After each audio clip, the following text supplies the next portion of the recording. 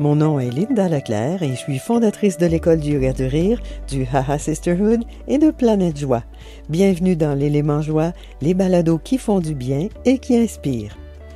L'épisode d'aujourd'hui vous est offert par le programme 25 jours de présence souriante. 25 jours, 25 courriels, des vidéos, des audios et des astuces pour vous aider à retrouver et à garder le sourire au quotidien. J'ai la chance de rencontrer des personnes formidables dans le cadre de mon travail. Mon invité d'aujourd'hui est l'une de ces personnes et je suis vraiment heureuse de vous partager la conversation que j'ai eue dans un parc avec Guylaine Girard. Guylaine est fondatrice de Guerrier Zen. Elle est préparatrice mentale, coach sportif de niveau international et athlète médaillée d'or au championnat du monde d'Ultimate. Guylaine accompagne les individus dans l'élaboration de stratégies mentales pour atteindre l'excellence. Vraiment, portez attention, car vous retirez de nombreuses pépites de cet épisode. La performance, ça la connaît. Bienvenue dans l'Élément Joie de Guylaine Girard. Dans un parc ce matin à Montréal, la température est grisâtre, mais vraiment, c'est le contexte parfait parce qu'on parlait de ralentir, elle et moi. Aujourd'hui, dans l'Élément Joie, je suis avec la belle Guylaine Girard. On s'est rencontrés, elle et moi, virtuellement, l'année dernière, je crois. Guylaine, elle a ton entreprise s'appelle Guerrier Zen. Et on avait fait... moi, je me souviens parce que je m'étais dit guerrier, ça fait appel au feu, à la lutte. Et zen, c'est complètement tout l'inverse. C'est un peu comme yoga du rire. Et donc, on s'était rencontrés dans une vidéo pour... je crois que c'est des interventions que tu proposais à tes abonnés, les abonnés de ta chaîne. Et Guylaine, aujourd'hui, on se rencontre donc pour la première fois à Montréal, devant chez elle. Bonjour, Guylaine. Bonjour, Linda. Et elle me disait qu'elle n'a pas tellement été voir ce que c'était, mais elle a jeté un coup d'œil sur ce que c'était que l'élément joie. Et puis j'y vais tout de suite parce qu'on parlait avant de commencer l'enregistrement que et elle et moi, on a des périodes où on est très... je vais te laisser expliquer l'image, mais on est très effervescente, je vais te dire. Et toi, quand tu as tes moments d'effervescence, j'aimerais ça que tu le décrives, qu'est-ce que tu viens de me dire là avec la... Je te laisse le dire. Quand tu as des moments d'effervescence, comment tu décris ça? Oui, ce que je disais, en fait, c'est que quand je deviens un peu plus stressée ou quand ça bouge trop vite autour de moi, j'ai l'impression d'être un peu comme les boules de verre avec de la neige dedans, qu'on secoue un peu, puis là, il y a de la neige partout. Puis souvent, ce que je dis aux gens, c'est attendez un peu, là, il faut vraiment que je laisse la neige se déposer dans la boule, puis après ça, je peux repartir. C'est bon parce que c'est vrai que quand la neige circule partout, on voit rien. Non, c'est ça exactement. On voit rien, on n'est pas capable de penser correctement, on n'est pas capable de penser clairement, puis on fait juste s'agiter finalement.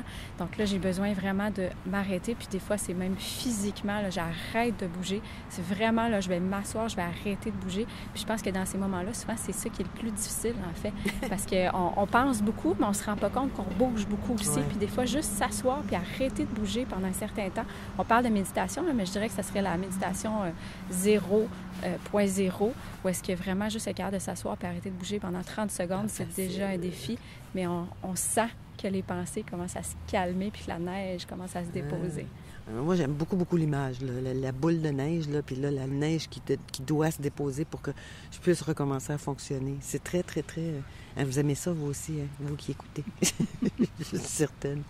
Donc, toi, tu es entrepreneur, tu donnes des formations, tu organises toutes sortes de choses.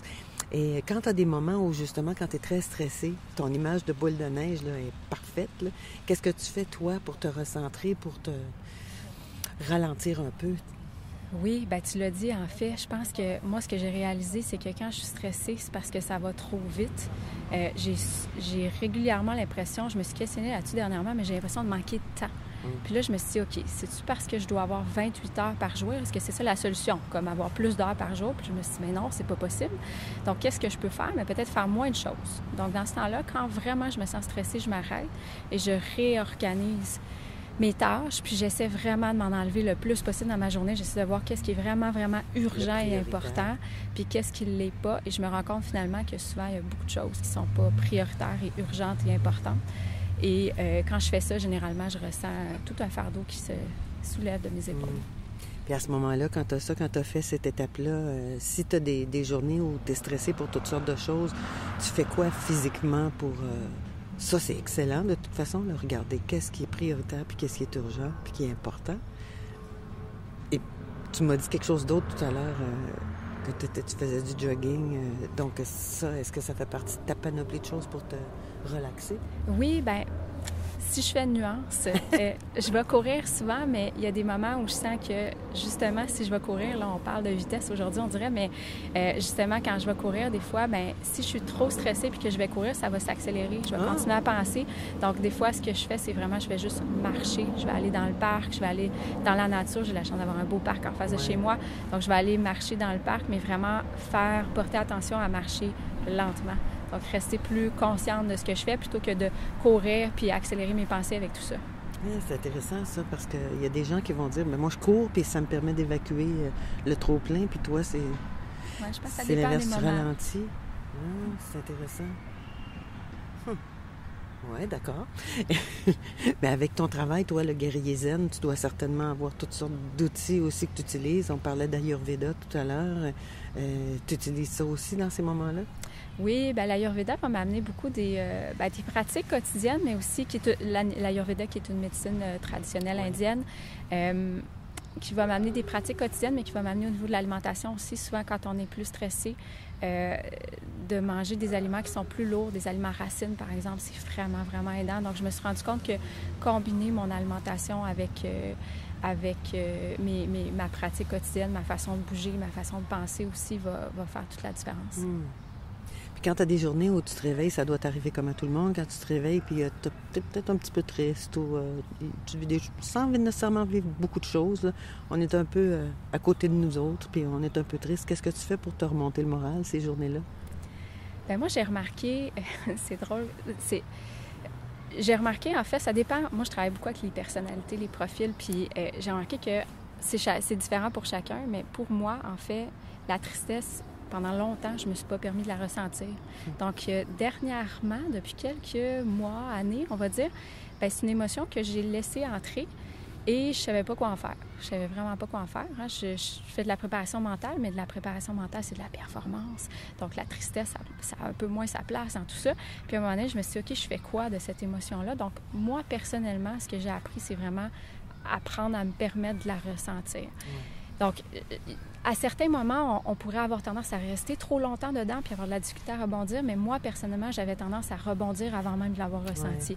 Donc, ça a été vraiment mon outil des derniers mois ou des dernières années, vraiment de, OK, je la ressens où, ma tristesse dans mon corps, puis comment est-ce que je peux me laisser la vivre, puis juste accepter qu'elle soit là, puis qu'à un moment donné, bien, en fait, une émotion, c'est temporaire, donc à un moment donné, ça finit par passer. C'est juste désagréable. Puis j'avais pas le goût de vivre ce moment désagréable, je pense, ou inconfortable, mais juste d'apprendre finalement à le côtoyer, puis à le laisser entrer, puis à l'apprivoiser. Effectivement, c'était ça, mon étape des derniers mois. C'est une étape importante, effectivement, parce que c'est drôle, il y a plusieurs personnes qui nous diraient moi, je me laisse pas déprimer, je me laisse pas vivre de la tristesse. Tout de suite, je me dépêche à faire quelque chose d'autre. Puis pourtant, il y a quelque chose que ça nous exprime, c'est important de l'écouter un peu. Bien, oui, je pense qu'à un moment donné, juste de dire, en fait, parce que des fois, la tristesse, ça va être lié ça peut être lié à de l'attachement, quelque chose qui part dans notre vie ou quelque chose qui n'est plus là ou auquel on s'était attaché. On aurait voulu que quelque chose se passe, finalement, ça ne se passe pas. Ou des fois, ça peut être lié même à des sentiments, des émotions qui sont plus profondes, de la honte, de la gêne, de l'embarras. Ouais. Puis, à ce moment-là, moi, j'ai réalisé que je me suis dit, en fait, c'est correct. J'ai le droit de pas avoir bien fait. J'ai le droit, des fois, j'ai peut-être l'impression de ne pas avoir été gentille, mais je me suis permis d'être moi ou de m'occuper de moi. J'ai le droit. Donc, finalement, j'ai appris, en fait, en ressentant ma tristesse, j'ai appris à commencer à me donner un petit peu plus d'amour, finalement. Ah, mon Dieu, c'est la première fois que je l'entends, celle-là, puis c'est tellement... Ça m'a fait comme... Fou! C'est tellement clé! Puis, effectivement, il y a des moments où... je pense que quand on se sent triste un peu aussi, c'est le bon moment de s'en donner de l'amour. Oui, puis on va avoir tendance souvent à vouloir aller la chercher ailleurs. Ouais. Hein? Puis quand on vit de la tristesse, des fois, on va vouloir, puis c'est une bonne chose, mais on va vouloir connecter avec les autres, mais aussi la raison pourquoi on veut connecter avec les autres, des fois, c'est pour recevoir de l'amour. Mais si on apprend à s'en donner un peu plus, je pense qu'on devient aussi un peu plus, pas indépendant, mais finalement, on va le multiplier. On va en Ouais. avoir encore plus. Hey, c'est drôle, quand tu as dit ça, l'image qui m'est venue, là, je me suis revue il y a plusieurs années, manger du chocolat quand je me sentais triste. Puis, dans le fond, le chocolat, ça aide la sécrétion d'endorphines, on le sait, mais en même temps, c'est comme de l'autosatisfaction. Donc, tu te tournes vers l'aliment, vers un aliment doudou, je veux dire, pour t'auto-aimer. Oui, bien, en Ayurveda, en fait, on parle du sucre, qui est comme un peu le sweetness de la vie, en fait. Hein? Puis la tristesse, c'est ça, c'est qu'on a besoin de sweet dans notre vie. On a besoin de quelque chose de sucré, de quelque chose... Puis en fait, c'est vraiment ça, l'alimentation, quand on va la chercher. Puis moi, j'ai remarqué que dans ma vie, je me tournais beaucoup vers des alimentations réconfortantes. Puis à un certain moment, j'ai voulu voir, OK, mais qu'est-ce qui se passe en arrière de ça? Qu'est-ce que ça m'apporte? Puis justement, en fait, il y avait 2 volets à ça. C'est que je me suis dit, OK, mais je vais accepter que j'ai besoin de ce sweet-là, puis je vais me le donner. Puis en même temps, d'un autre côté, je vais aussi écouter ce que ça me dit.